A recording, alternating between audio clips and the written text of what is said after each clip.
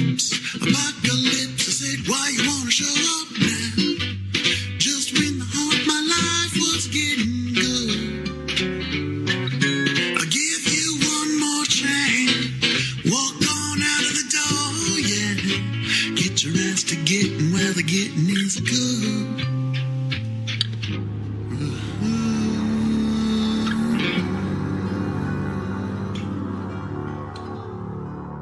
The Theater Horror Story.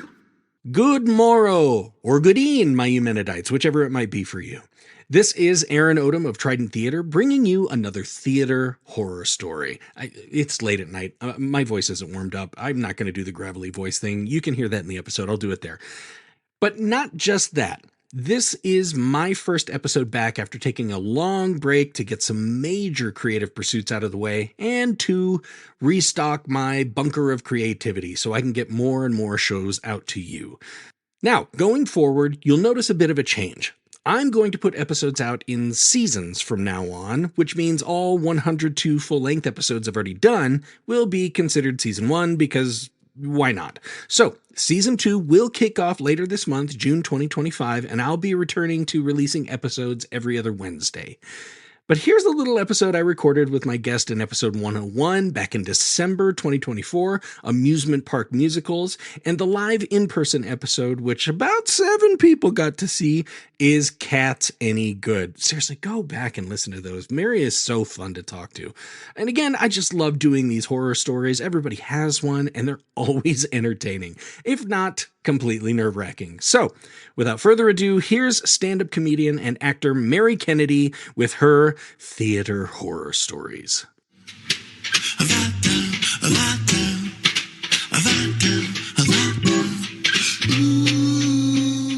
Oh man, Mary, thank you again so much for coming on the show and talking about Amusement Park Musicals.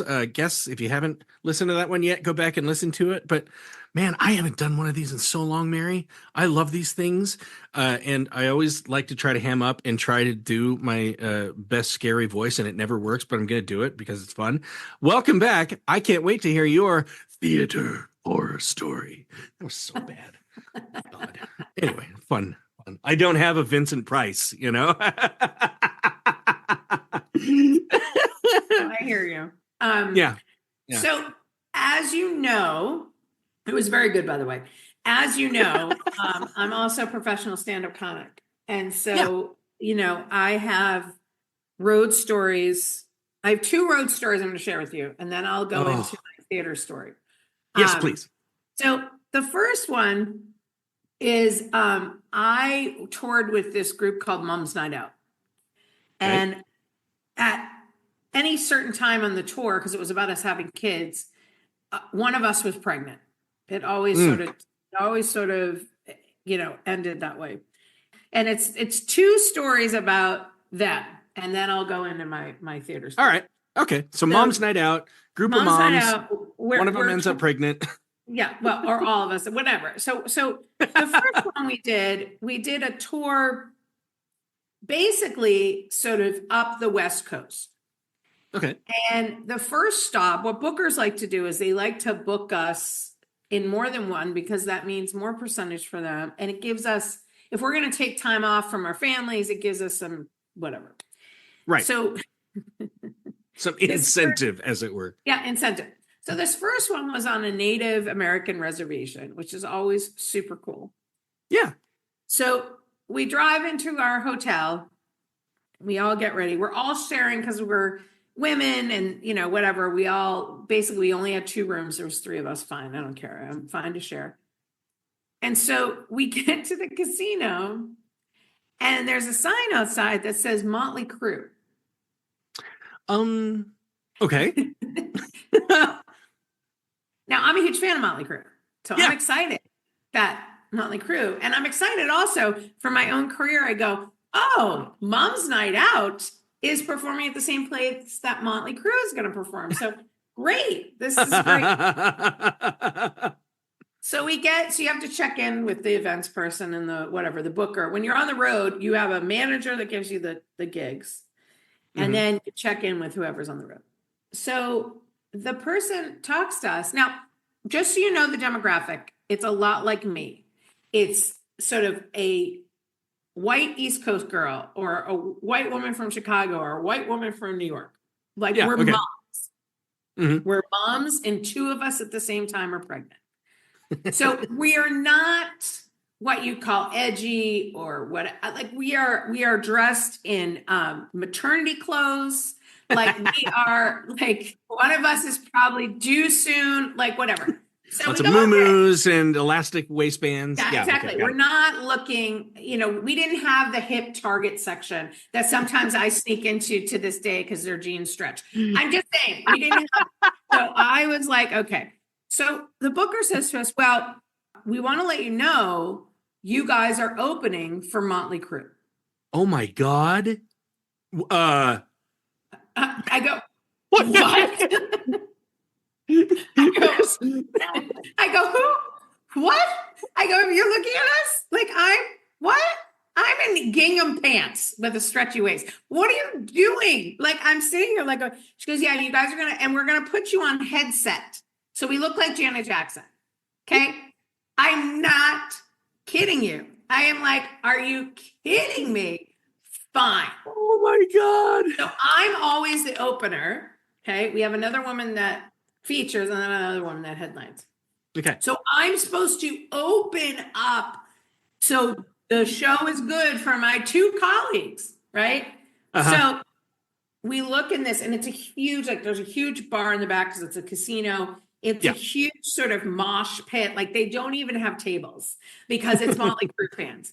And they're all dressed like Motley Crue fans. And now they are in our demographic because they are our age, but they're not moms. Like, so I go, okay. So you're up there going like, yeah, breast pumps, huh? Yeah, you know what I'm talking about, right? They are so not interested. So then I say to the booker, I go, well, okay, so you want us to enter from here? He goes, no, I don't want you entering from the stage. You aren't on the stage for this. We want you to go in the crowd. No.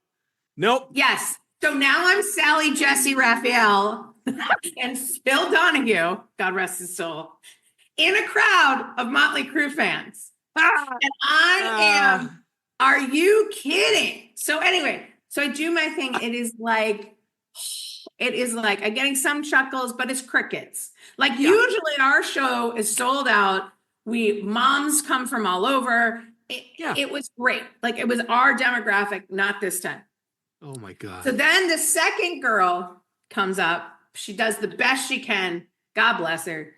And we didn't, and usually as an MC, I come in and do a tiny little bit of time between each set, like, cause we all, whatever. All I did was introduce them because I was like, we need to get out of here as fast as possible.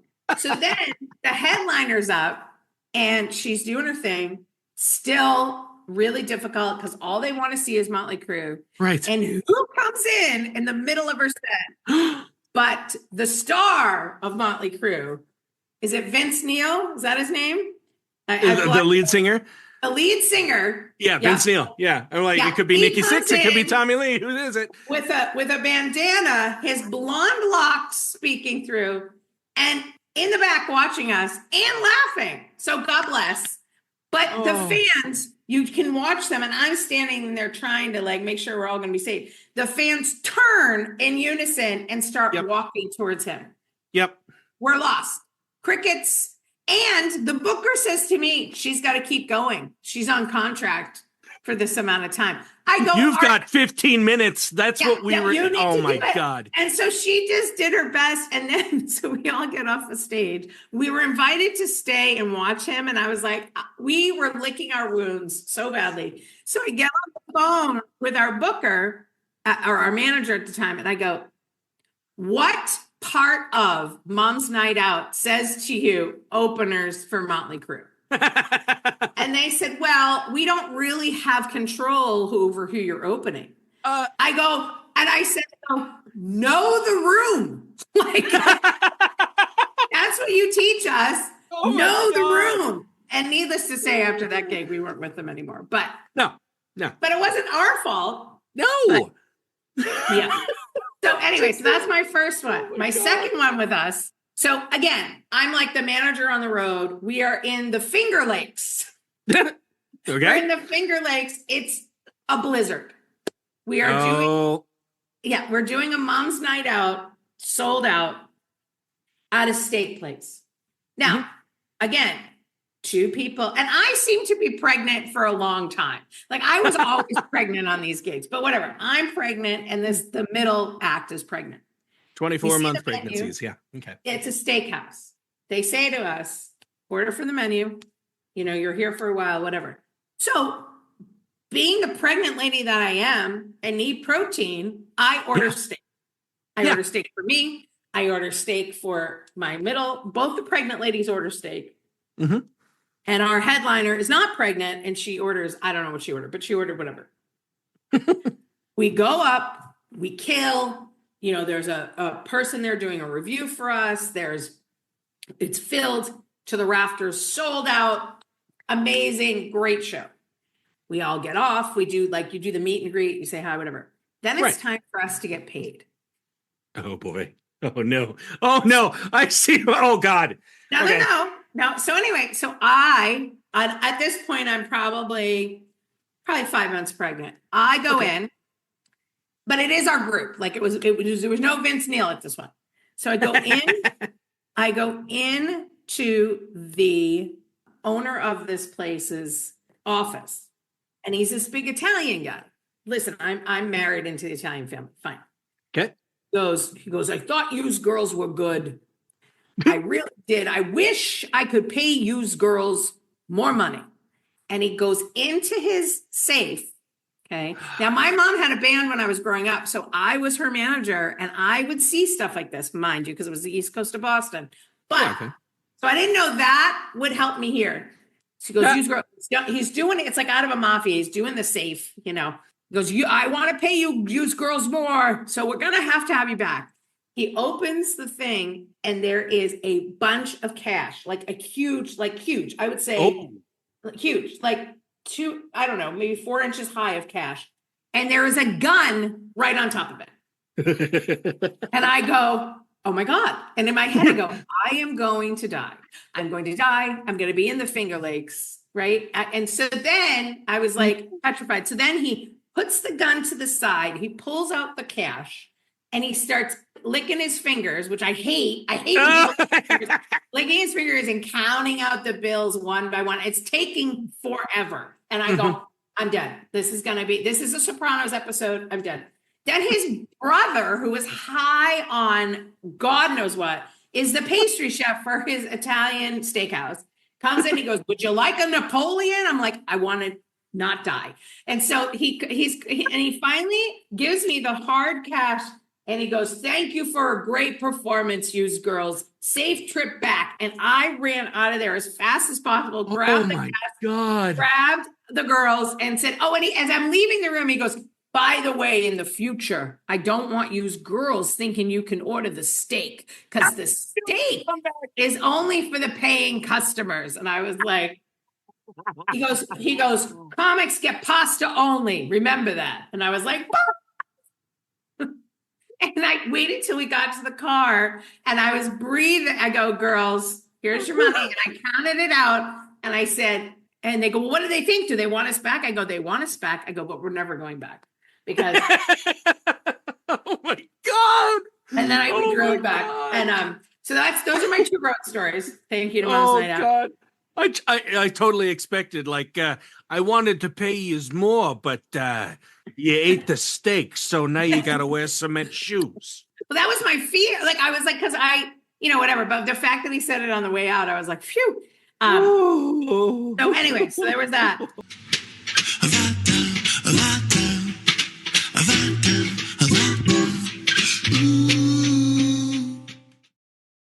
Now here's my theater story.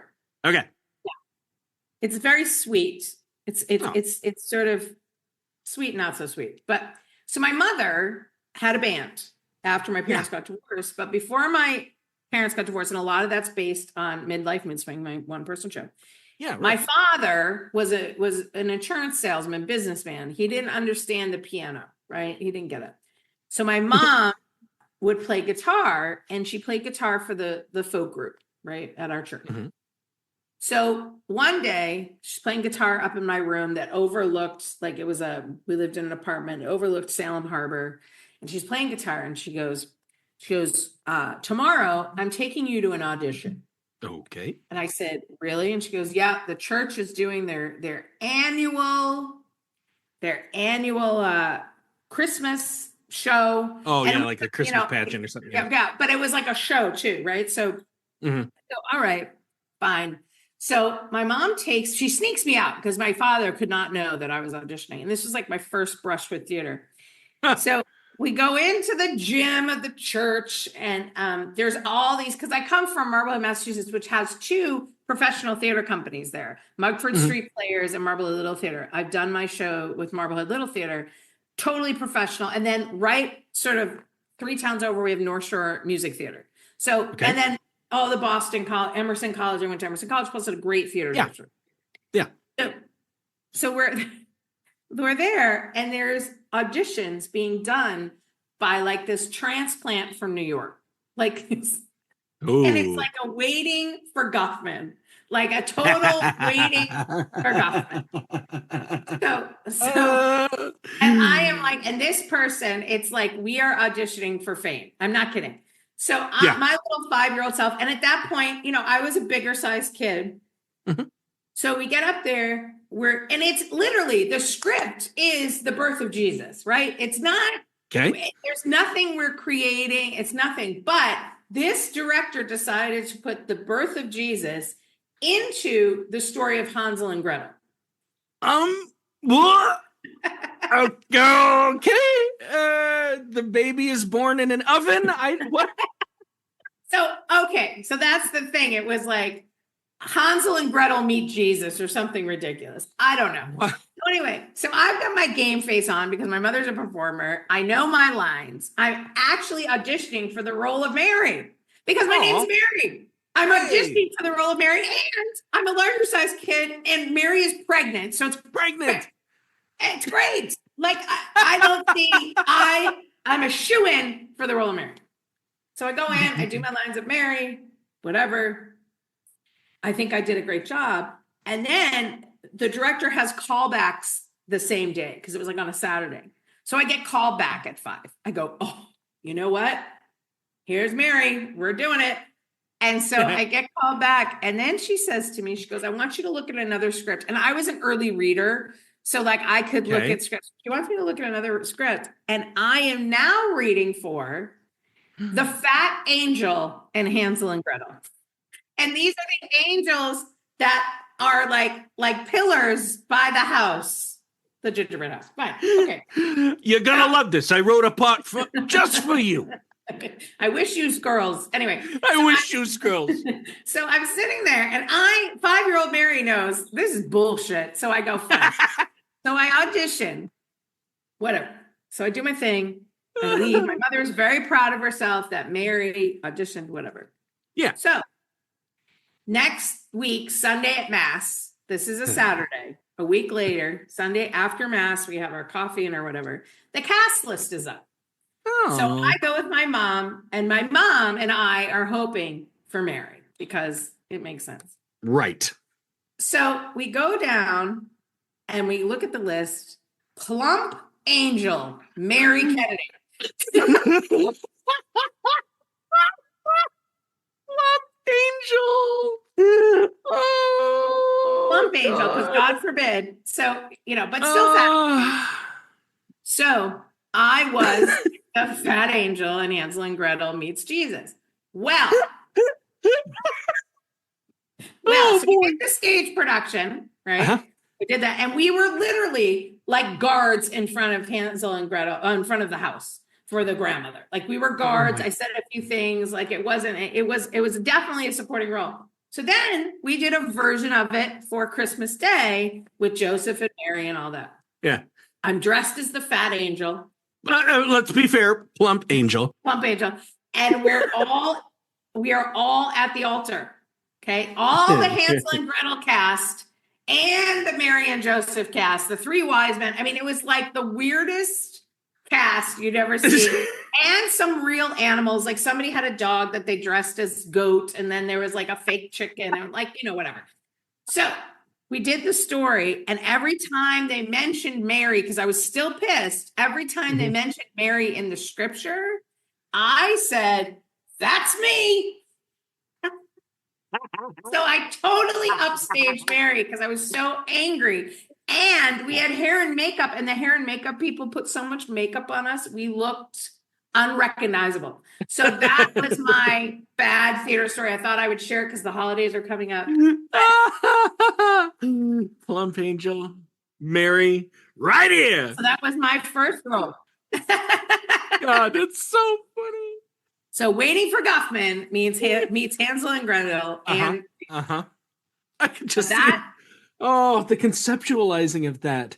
I really want to do something different with the nativity. I think, I'm thinking of a candy house. Yeah. Yeah, it was insane. And my mother was even perplexed. My mother was like, what? We don't know. First of all, there is no plump angel in Hansel and Gretel. And there's no plump angel. It's the other thing. They didn't do the Mary, is sleeping and the angel comes down and tells us he's going to give birth to the Son of God. They didn't do it because it was too edgy, because we were talking about pregnancy. So I didn't even have that pivotal character. I mean, really, if you're going to make me the angel, make me the one that tells her she's going to be knocked up. Like, hello. But no. And she's plump angel. So she knows the pregnancy score. Like, oh my God. Oh, Mary, those are fantastic. Those are fantastic. Oh, there are my stories. Well, and there's more. I mean, I have hours of comedy stories. Yeah. Oh God. I can only imagine. I live in this small rural town, and every now and then somebody will get a wild hair and bring in comedians. And I must have seen one about 20 years ago, small like bar that's in a hotel. And, he starts telling some kind of edgier jokes. And one guy who's like in the front row, who's had obviously way too many to drink at 8:00 when the show starts. Oh, wow. Looks up at the comedian. And he's like, "Hey, I'm married. You ought not to be talking about stuff like that in front of my wife." And we're like, who's, and the liquor at the table, there's not even a woman there. And the comedian is totally perplexed. He's like, "I get heckled, but this is absurd." Yeah. Like, I can't believe you're talking about spurious stuff on a night out in a bar. Listen, I had a woman in a country club setting. She heckled us the whole time, and it was a fundraiser because she was so drunk. I was like, "You're in a country club. It was a 5-course meal. Like, you should be sustained enough in food that you're not this obnoxious." But she was heckling me, and I didn't. And the problem when you do some of these corporate gigs, like at the country club, they don't have the lighting, so all the lighting is up, so you see these people. You see everybody. Yeah. Oh, and everybody else sees them too, so they're only going like, "Good Lord, Deidre." Yeah, no, exactly, Deirdre. What a good name. Yeah, I think that was her name. Absolutely. Well, Mary, those were great. Thanks for being on again. And for my listeners, this has been another theater horror story, and we'll get another one out to you sometime. Ta-ta.